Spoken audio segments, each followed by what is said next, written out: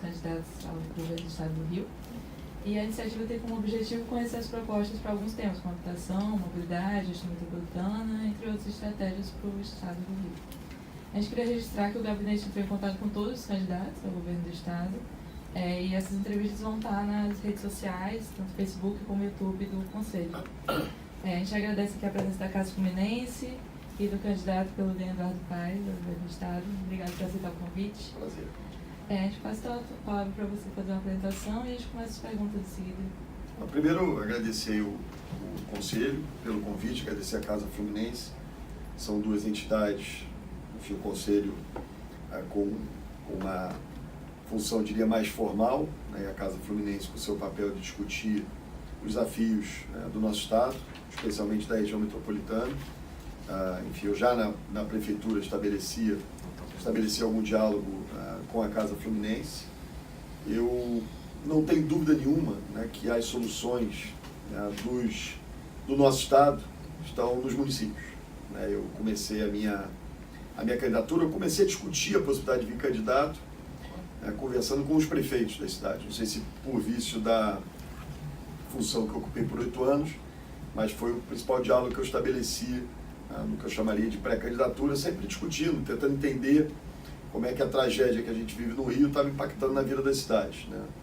Eu aceito que o Estado tem um papel importante de fomento, de coordenação, de uma visão mais estratégica, mas no final eu sou sempre um defensor de que determinadas políticas possam ser executadas sempre pelos municípios, né? E que o Estado possa sempre interagir, ajudando para que essa conurbação urbana que a gente vive, que é a região metropolitana, possa ser pensada de uma maneira única.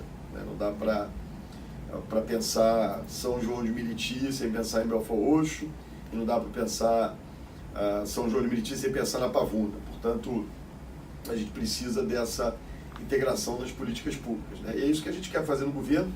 Eu vivi essa experiência como prefeito, mas eu diria que a experiência negativa. Né? A gente não tinha uma agência metropolitana, não vou nem falar de uma agência metropolitana, nós não tínhamos a agenda metropolitana colocada pelo governo do Estado.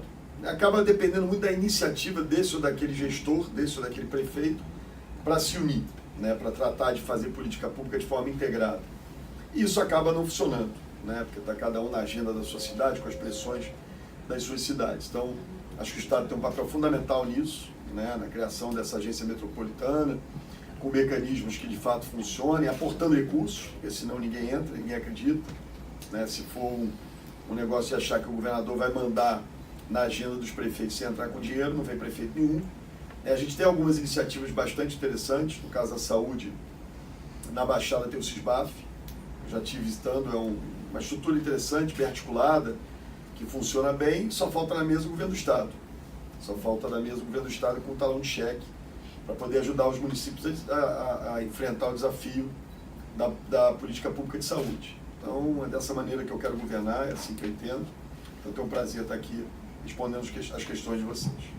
E nem usei o tempo todo. Tá certo. Então, aqui nessa sequência de conversa, quero agradecer o convite do CAL, né, para estar aqui nessa parceria, agradecer mais uma vez a presença do candidato Eduardo Paes.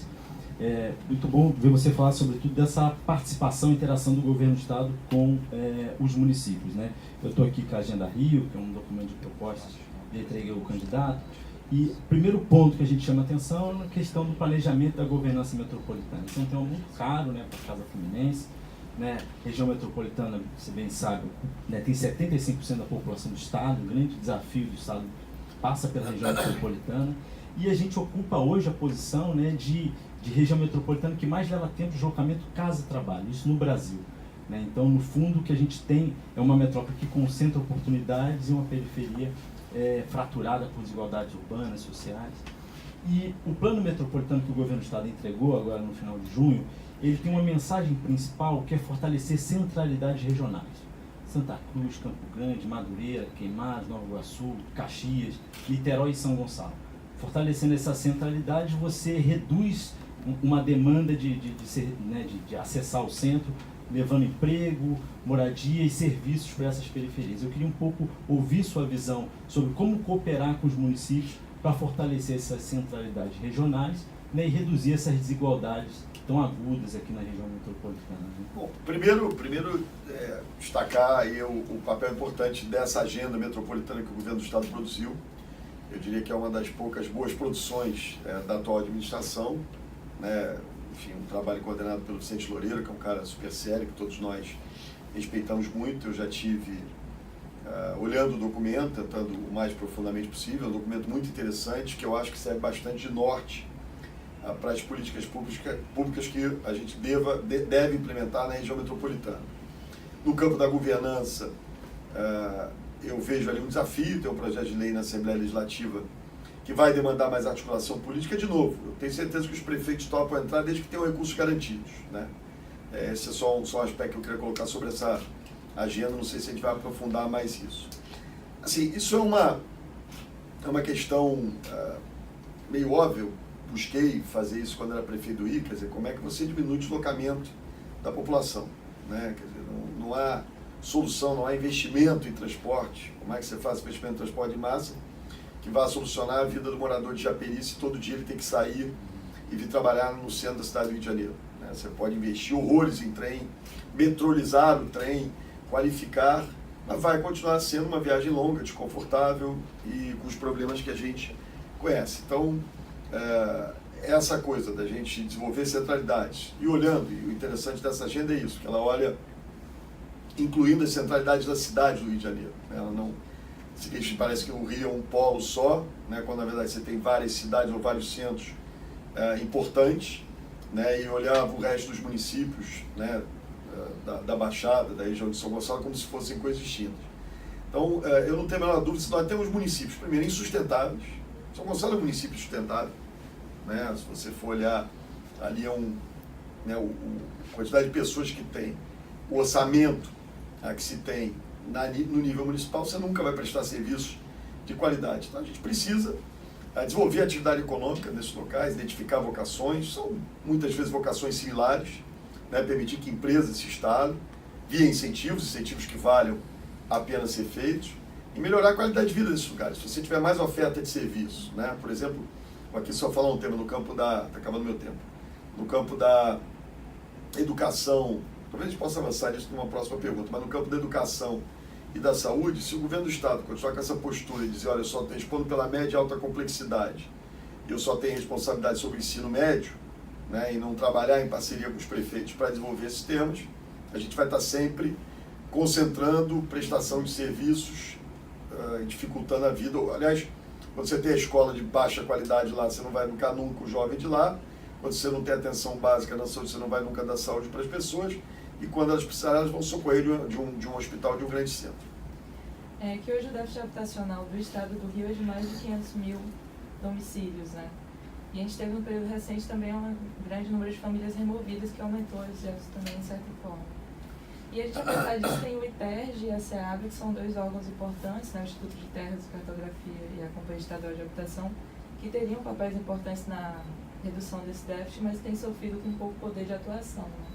Queria saber como é que você vê isso, qual a possibilidade de discutir esses órgãos e o déficit habitacional do Estado. Tá bom. Primeiro eu vou pegar uma coisa que você sutilmente falou, porque não é verdadeira, né, que houve uma série de emoções e aumentou o déficit habitacional, né?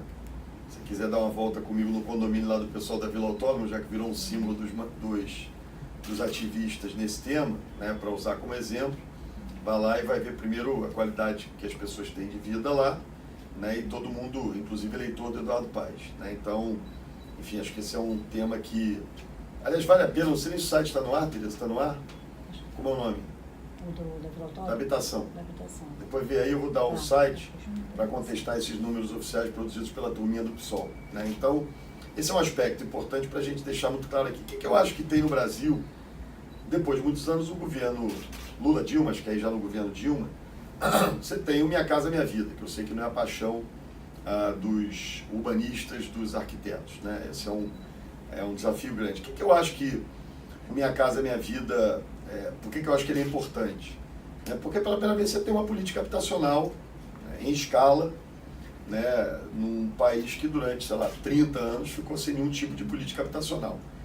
O que eu acho que o Minha Casa Minha Vida merecia são adaptações, quer dizer, você tem um padrão, né, pela produção em massa e escala que quer se fazer, você podia ter enfim, um olhar mais atento à qualidade da construção, né? Muito baixa a qualidade, a gente vai vendo isso nos diversos exemplos, né? Então, assim, uma boa iniciativa com adaptações necessárias. Eu acho que não vale a pena contestar o Minha Casa Minha Vida, como eu vejo muitas vezes as pessoas contestando. Acho que precisa de adaptações. Então, pela adaptação, melhorar a qualidade das habitações se oferece, né? Não ser aquela coisa padrão com as deficiências que a gente vê. Segundo aspecto é o papel dos prefeitos. E aí aqui eu admito um erro que eu cometi, principalmente no meu primeiro mandato. Naquela ânsia de diminuir déficit habitacional, né, a gente tinha áreas livres, muito na zona oeste da cidade. Então eu acabei fazendo muito Minha Casa Minha Vida na zona oeste do Rio, né, o que você dificultava, porque você aumentava o tempo de deslocamento, ampliava a malha urbana, em vez de ir para áreas consolidadas da cidade. Foi um erro que eu cometi no primeiro mandato, que eu busquei corrigir no segundo. Né, ali você tinha essa ânsia de produzir muita habitação, e ao mesmo tempo o custo da terra nas áreas mais consolidadas estava muito alto, né? Isso deu uma melhorada agora. Então, de novo, tem muito mais a ver com o prefeito do que com a política do governo federal. Quer dizer, os prefeitos têm um papel importante, é o próprio governo do estado que produz Minha Casa Minha Vida, também acaba não fazendo. Então esse é um segundo aspecto de adaptação que, na minha opinião, precisa ser feito. De novo, no segundo mandato eu busquei corrigir isso, né? E uma terceira questão que é importante é também fazer unidades menores, ou não unidades menores, mas condomínios menores, né? Quer dizer, muitas vezes a gente cria verdadeiras cidades sem levar junto com essas cidades a infraestrutura adequada, uma oferta de educação, de saúde. Então, assim, eu admito, sempre digo isso, acho que no meu primeiro mandato eu errei na utilização do Minha Casa Minha Vida, depois busquei corrigir no segundo mandato, colocando equipamento de saúde, clínica da família, colocando escolas, né? E acho que é um trabalho que tem que ser aprimorado, mas acabar com Minha Casa Minha Vida não, uma super oferta habitacional, tem recursos do governo federal nisso, graças a Deus o governo do Michel Temer, de certa maneira, manteve isso acontecendo, e acho que a gente tem que seguir nessa toada aí, com as adaptações, ouvindo mais arquitetos, ouvindo mais urbanistas. O Fajado vivia me enchendo o saco com a qualidade do Minha Casa Minha Vida, nos locais, e acho que eu demorei a ouvi-lo, né? Quando a gente quis adaptar, já tinha muita unidade colocada na zona oeste da cidade.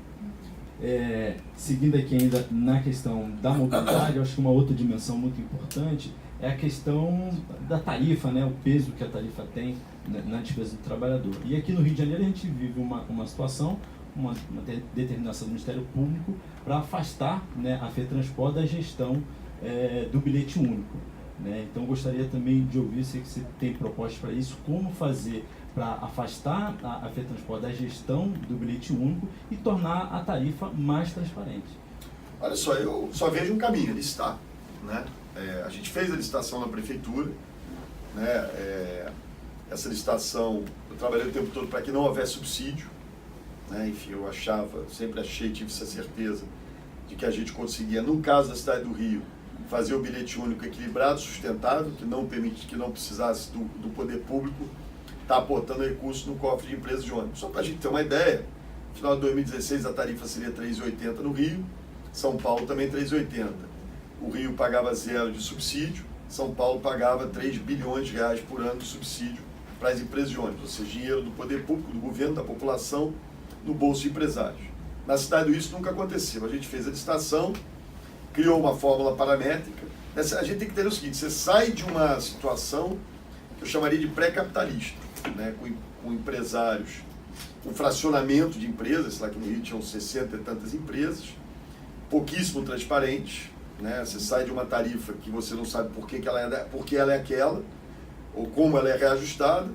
Então, na licitação, a gente inicia o processo de definição de parâmetros para o reajuste, com uma fórmula paramétrica clara, objetiva, ou seja, os aumentos passam a ser contestados ou não, mas estão ali, quer gosta, quer não, estão ali os elementos, todos com índice público, ou seja, sai daquela conversa do fio do bigode da autoridade com o empresário, né? A gente tenta consorciar, fazer 4 consórcios, para que você tenha o mínimo de racionalidade, o famoso bate-lata de ônibus, que é um negócio politicamente difícil, né? Porque as pessoas pedem o tempo todo, termina o bate-lata, racionaliza a linha, aí vem, por exemplo, tem uma turma forte na Câmara de Vereadores, mais ligado até o pessoal que fez lá, trabalhou uma CPI, né? Aliás, o Tarcísio, que é candidato a governador agora, vem dizendo que tirou linha, na verdade você está racionalizando, quer dizer, qualquer especialista de transporte vai sempre falar para você racionalizar a linha.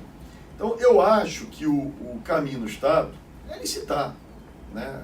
E aí, aos poucos, quando você estabelece uma relação contratual que não existia na cidade, você consegue, por exemplo, contratar uma auditoria para entrar nas contas dos caras. Foi aquela auditoria da Price que a gente fez, né? Que no final, pelos parâmetros dos caras, dava lá que eles estavam tendo prejuízo, que não era prejuízo nenhum, né? Quer dizer, então, você tem que... Mas você vai abrindo essa caixa preta, é um processo, não é um negócio que você faz do dia para a noite. Eu defendo a concessão do setor privado, né? Acho que não... A experiência do setor público tendo uma empresa estatal de transporte de ônibus não são positivas, né? São ruins. Agora, com controle forte, faz a licitação, chega num bilhete único, eu não sei, aí eu acho que é mais difícil no caso da tarifa do Estado, do intermunicipal, do bilhete único intermunicipal, você ter sem subsídio, imagino que fique muito alto o valor, né? Você não consiga equilibrar como a gente conseguiu fazer na cidade. E aí uma coisa que eu errei na licitação, a licitação errou, né? Que a gente conduziu mal ali, foi de fato ter deixado o bilhete único com a Rio Ônibus, né? A Rio Card, que eles chamam, né? Que aí você perde, de fato, você fica tendo que depender se o cara está te dando informação correta ou não, né? Então, se eu fosse fazer de novo hoje a licitação, e isso é possível para o atual prefeito, né? Ele ter uma revisão tarifária, essas revisões de licitação, é licitar isso também, né? Apesar de que isso foi considerado, como não houve pagamento de outorga nem subsídio, né? Isso foi considerado como um ganho para eles, né? Porque isso é um ativo de qualquer licitação, essa coisa da operação do bilhete, é um conjunto de informações que o cara tem ali importante. Mas tem que ser independente e preferencialmente estatal, né? Então isso foi uma área que eu errei. Mas a gente na cidade conseguiu sair. Imagina o seguinte, no início de 2009, a tarifa era 2,20. Né? Quando a gente lançou o bilhete único ali em 2010, ou seja, uma pessoa que fizesse 2 viagens ia pagar 4,40 se fizesse 2 viagens. Morador de Santa Cruz ou de Guaratiba que viesse para o centro do Rio pagava 4,40 no mínimo, né? A gente, um ano depois, estava cobrando 2,40, né? Por 2 viagens, né? Então, sem dar nenhum subsídio. Depois a gente introduz, né? Essa coisa do ar-condicionado é muito debatida, né? Porque eu prometi chegar a 100%, não cheguei a 100%, cheguei a 70% das viagens, nota 7 até, pelo menos no meu tempo de colégio, a gente passava na prova, né? Porque isso tem impacto na tarifa, né? Então, mas se tinha a tarifa, era R$5 qualquer ônibus com ar-condicionado. A gente incluiu na tarifa modal. Então, são mudanças importantes, é um processo, é uma área complexa, a gente viu aí com os escândalos todos, nenhum deles, aliás, envolvendo a Prefeitura do Rio, né? E no que eu chamo aqui de pré-capitalismo, porque é uma visão arcaica de como funcionam as coisas, mas é um processo que a gente vai iniciar no Estado, como iniciou na Prefeitura, que permite hoje esse debate na cidade. Permite você ter contrato, permite as pessoas olharem tarifa, permite o Tribunal de Contas fiscalizar, permite a Câmara de Vereadores fiscalizar. Antigamente nem contrato tinha, era no fio do bigode. A gente tinha uma questão também sobre saneamento, que passa um pouco nas questões das agências públicas, concessões. Hoje a gente tem 1/3 dos domicílios da região metropolitana sem acesso a esgoto ou água tratada, né? Isso também vai para a Baía de Guanabara, que recebe uma grande demanda de esgoto não tratado. E ao mesmo tempo a gente teve um recente projeto de privatização da SEDAI. A gente queria saber um pouco da sua política para o saneamento, se eleito, e qual é o seu posicionamento em relação à SEDAI. Não privatiza a SEDAI de jeito nenhum, hipótese nenhuma, é uma empresa pública importante. Você tem áreas que, né, eu fiz lá a concessão do Zoológico do Rio. Uma maravilha, o prefeito da cidade não tem que se preocupar se a girafa vai quebrar o pescoço ou se o leão está com carne no dia, né? Incluindo, óbvio, uma tarifa social, que crianças possam vir, mas você tem, né, isso é uma coisa que você pode conceder para o setor privado. Agora, saneamento não dá para entregar totalmente o setor privado. Você pode estabelecer parcerias com o setor privado e tendo uma empresa estatal como a SEDAI produzindo a água, né, enfim, acompanhando, sendo forte, eficiente, para acompanhar eventuais concessões que possam ser feitas, né? Essa é uma agenda do século XIX que a gente está em pleno século XXI discutindo no Rio, né? A coisa mais patética e assustadora de todas as agendas da região metropolitana do Rio, na minha opinião, é essa agenda de saneamento, né? Você ainda tem dificuldade de água, parte da Baixada, parte da Zona Oeste do Rio, uma parte grande de São Gonçalo. São Gonçalo tem 3% de coleta de esgoto. Esse número aí é porque esses caras eles colocam, incluem, esse 1/3 aí inclui sem rede separadora. Eles pegam a galeria de água pluvial que está coletando esgoto. Isso é uma vergonha, isso não é coleta de esgoto. Você não vai tratar esgoto como ele deve ser tratado, você continuar jogando em galeria de água pluvial. Então, na verdade, a nossa cobertura é mais baixa do que essa, né? Não estou nem falando de esgoto tratado, estou falando de coleta de esgoto de maneira adequada. Eu fiz um modelo na zona oeste da cidade, que foi uma parceria com a SEDAI, fizemos lá um acordo aprovado em lei na LERJ na Câmara Municipal. A SEDAI ficou com a água e a gente concedeu o esgoto para o setor privado. Saímos de 5% do esgoto tratado, nessa altura devemos estar perto de 40%, sei lá, em 5 anos. E a população continua fazendo aquilo que sempre fez, foi pagar a tarifa, mas pelo menos começar a ter o serviço de volta. O contrato prevê que mais 8 anos se chegue a quase 100% de esgoto. E aí a prefeitura ainda ganhou uma outorga por aquilo, né? Cobrou por aquilo. Sem água, que é a cereja do bolo. Você tem uma experiência em Niterói super bem sucedida, né? De coleta de esgoto, tratamento de esgoto, desse serviço de saneamento, com o setor privado também. Então eu defendo a SEDAI estatal, onde for possível, onde der, onde ela não tiver recursos, trabalhar com o setor privado. Agora, com a SEDAI muito forte, controlando, tendo comando disso. Eu garanto a vocês, no máximo primeiro, segundo ano de governo, a gente tem essa agenda endereçada, né, para a Baixada e para São Gonçalo. Né? Não é admissível que a gente esteja discutindo esse tema. E aí, com todos esses impactos na Baía de Guanabara, na saúde das pessoas, os problemas que a gente enfrenta.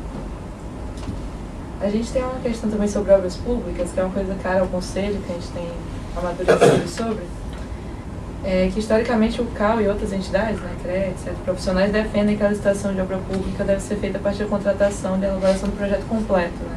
Não sei como é que você pretende fazer isso, com a sua experiência em relação a isso. Olha só, bom, depois das coisas que a gente vê, a experiência não é boa, né? Isso era outra coisa, falar aqui do meu urbanista de plantão no meu ouvido, o Fajado vivia me enchendo o saco com essa história, dizendo, licita com um projeto executivo. Você não tem cultura de fazer projeto no Brasil, essa que é a verdade, não tem. Então você chega assim, você entra no governo, você deve ter uma carteira, quem é que tem os projetos aí? Não tem. É impressionante. Mal te consegue mandar um desenho. A Transcarioca é o corredor T5. O corredor T5 foi pensado no governo do Lacerda.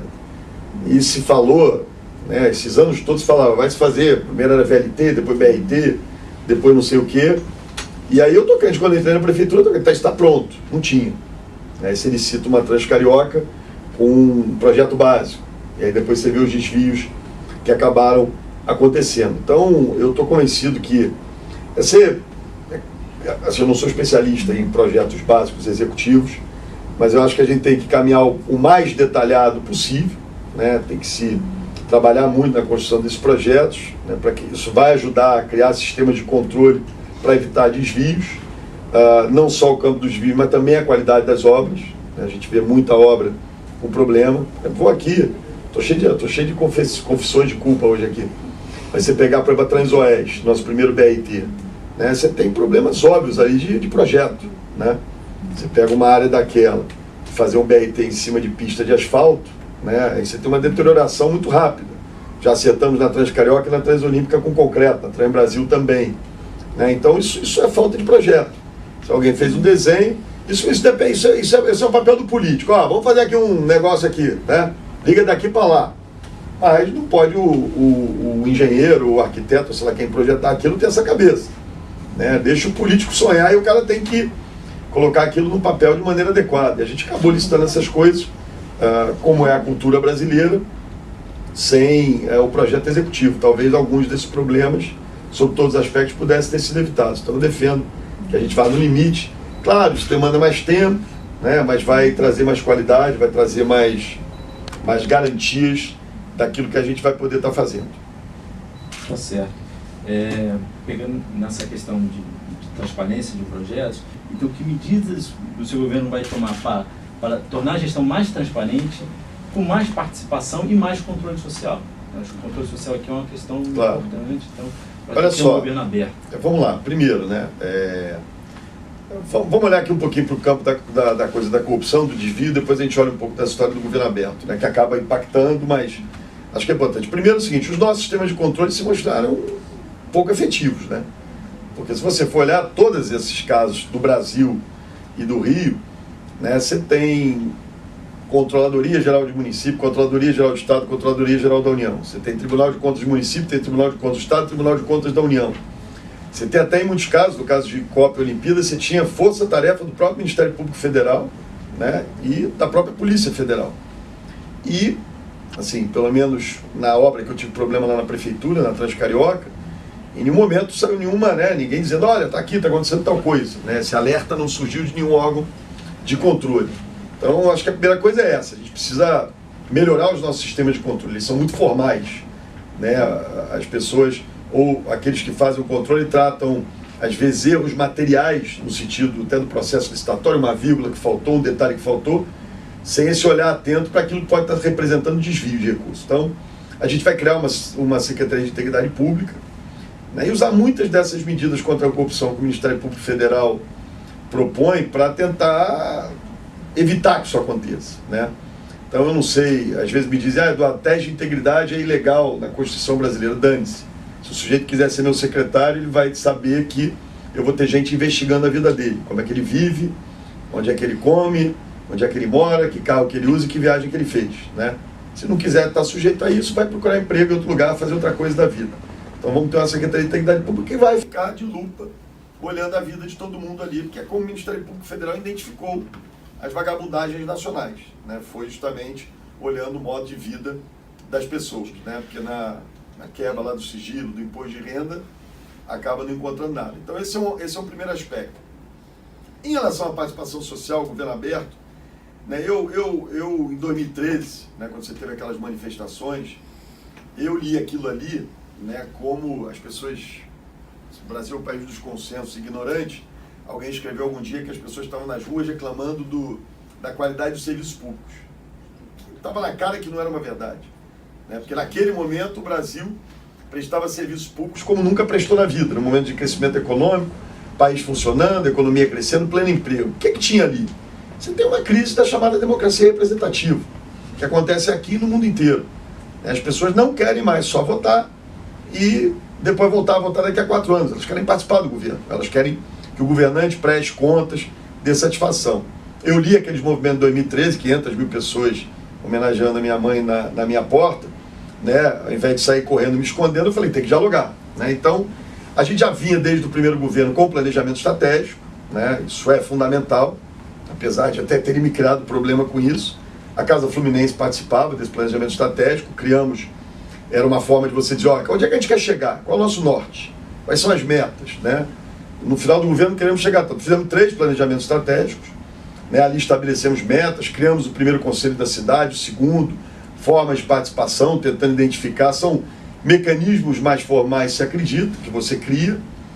Eu, pessoalmente, tentava fazer um esforço grande de diálogo, fazia... Hoje em dia tudo vira mais fácil, né? Mas há 3 anos atrás você não tinha essa facilidade de fazer uma interação, discutir temas, ser entrevistado por pessoas, em geral, críticas ao meu governo, enfim. Busquei o mais possível criar mecanismos de participação, mas eles precisam ser mais formais, precisam ser mais institucionalizados. Né? Então, esse vai ser uma questão que eu vou mergulhar profundamente. Acho que a tecnologia, eu dei uma palestra no Google Zeitgeist há uns, 3, 4 anos atrás, falando do que eu chamava de poligigitocracia, né? Que é uma possibilidade um pouco de você, a partir das cidades, do mundo digital, você praticar um pouco de democracia direta. Né? É possível isso hoje. Você não vai colocar temas técnicos específicos para as pessoas votarem, né? Mas você pode interagir muito com as pessoas em determinadas questões. Né? Isso tem que ser muito aberto, também não pode virar uma ditadura de grupos organizados, né, que se mobilizam e acabam querendo impor as suas verdades. Também acontece muito isso. Né? Então tem que ser o mais aberto possível, e aí isso vai evitar corrupção, vai fazer com que a gente tome decisões mais acertadas. Muita coisa, eu acho que eu melhorei no meu governo a partir das pancadas que eu tomei em 2013. Eu só não fiquei com medo e não me acuei. Né? Fui por embate no sentido de dialogar. O que essa gente está querendo dizer para mim? Né? Alguma coisa está querendo dizer. Não pode ser que tenha 500 mil malucos no mundo. Se estão aí protestando é porque alguma coisa eles querem dizer, alguma coisa de verdade deve ter. E aprendi muito nesse processo e acho que melhorei o governo a partir daí.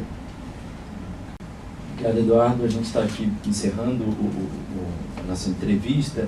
Eu queria informar que a Casa Fluminense lançou uma plataforma chamada Rio por Inteiro, que tem essas propostas aqui da Agenda Rio, também tem propostas de outras organizações, então é uma plataforma que tem uma proposição de mais de 70 organizações, e que os candidatos podem ir nessa plataforma e se comprometer com aquilo que está Não vai ser caçado pela Justiça Eleitoral. Não será. A última vez que eu botei uma plataforma foi o plano estratégico, todo mundo podia ir lá. Não teve é. um candidato que entrou com a ação dizendo que não podia ir lá. Não é o caso. Esse é um espaço de participação da sociedade, propondo suas demandas, suas visões, e os candidatos se comprometem com aquilo que está alinhado com os seus programas de governo, né? Então fico convicto. Eu já tive dando uma olhada, antes de vir para cá, eu dei uma olhada no site, sim. Super interessante. Enfim, de novo, né? A gente vai dialogar muito. Acho que eu dialoguei muito na Prefeitura do Rio, repito, principalmente a partir do segundo governo. Acho que corrigi muitos erros a partir do diálogo. De novo, o governo no final é quem toma a decisão, porque é a pessoa eleita para tomar a decisão, mas o diálogo é fundamental, né? Então, se houver essa franqueza de ambos os lados, a vida melhora muito e a gente comete muito menos erro.